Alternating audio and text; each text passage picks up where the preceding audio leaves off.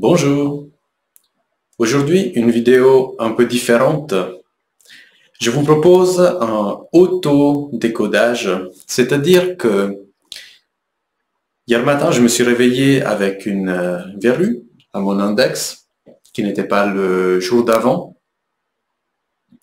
Une verrue qui a un endroit très particulier sur le côté du doigt et qui est venue vraiment pendant la nuit.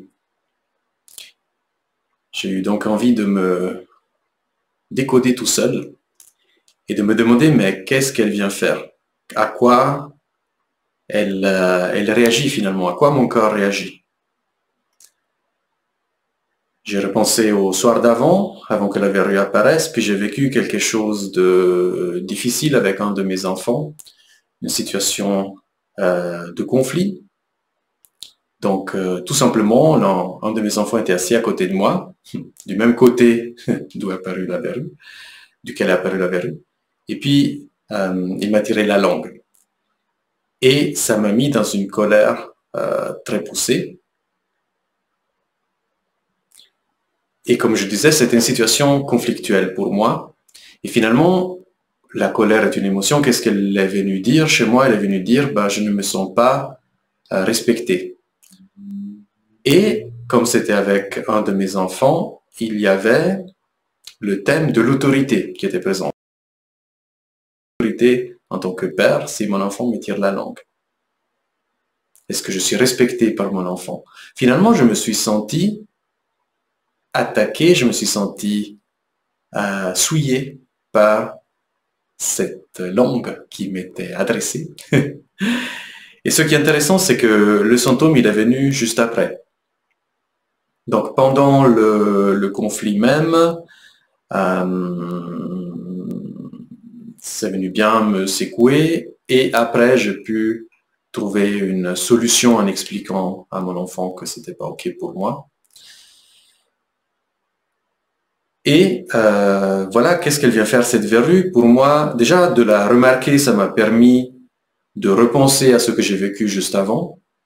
Ça a été comme, pour moi, comme un signal d'alerte qui me dit, mais prends un moment pour voir ce que tu as vécu au niveau émotionnel, au niveau des ressentis. Parce que justement, j'ai parlé de la colère, ça c'est l'émotion qui est venue très clairement. Mais qu'est-ce qu'il y a derrière? Derrière la colère est un messager, il y avait un ressenti très particulier.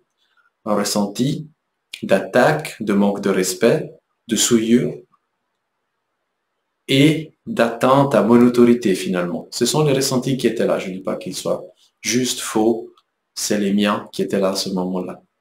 Et finalement, le cœur, il répond à ça. Il répond au ressenti de la personne en le mettant en matière. Et finalement, cette petite verrue, c'est comme un bouclier qui apparaît sur l'index, donc le doigt qui symboliquement représente l'autorité.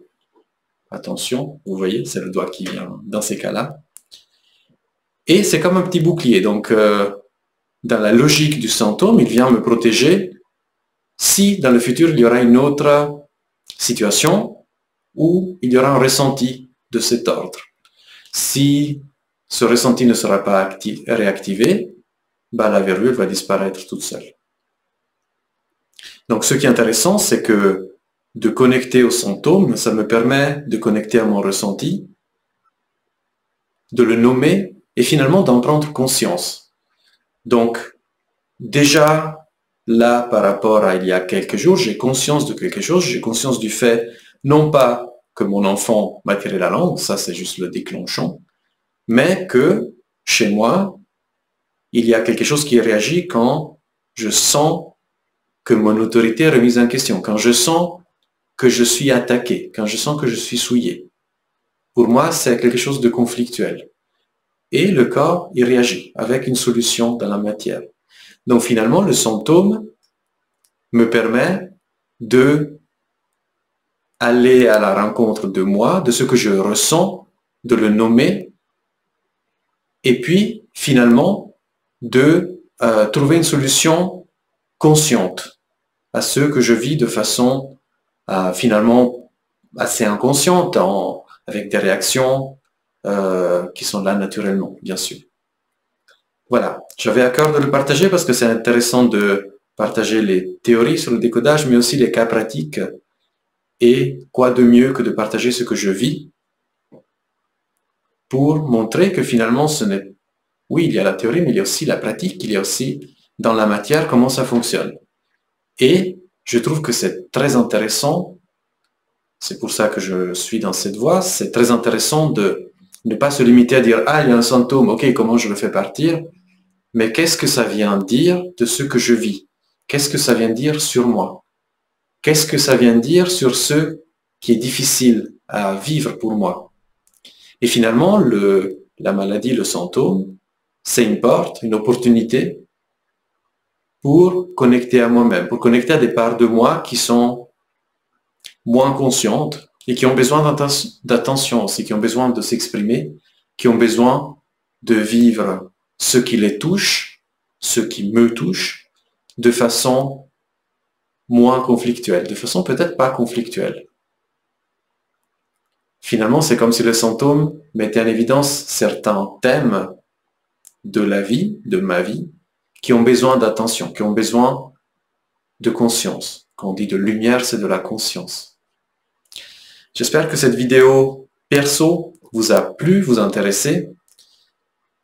Pour moi, c'est très important de parler de ce que je ressens et de ne pas juste faire de la théorie, quoiqu'elle est aussi importante. Et je me réjouis de lire vos réactions suite à ce partage. Merci beaucoup. À bientôt.